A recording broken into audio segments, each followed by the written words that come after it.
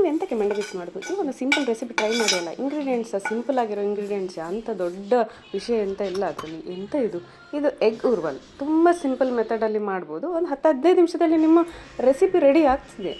So ಇದಕ್ಕೆ ಬೇಕಾಗಿರೋದಂತ soap ಮಾಡಿರೋಂಥ ಉದ್ದ ಮೆಣಸು, ಆಮೇಲೆ ಕ್ಯಾಶ್ಯೂ. ಇದನ್ನು ಮಿಕ್ಸಿ ಜಾರಿಗೆ ಹಾಕೋದು, ನೀರು ಹಾಕೋದು, ಗ್ರೈಂಡ್ ಮಾಡೋದು. ಆಮೇಲೆ ಒಂದು ಬಾಣಲೆ ಬಿಸಿಗೆ ಇಡೋದು, ಆಮೇಲೆ ಅದಕ್ಕೆ ತುಪ್ಪ ಹಾಕೋದು.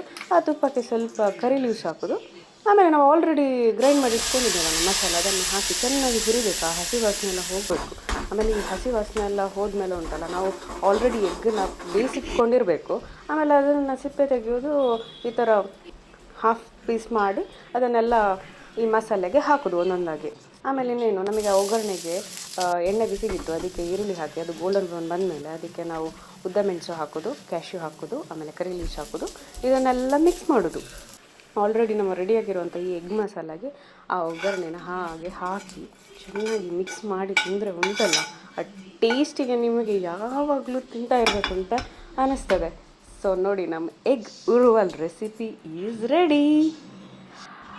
ನೀವು ಈ ರೆಸಿಪಿನ ಟ್ರೈ ಮಾಡಿ, ತಿನ್ನಿ, ಎಂಜಾಯ್ ಮಾಡಿ.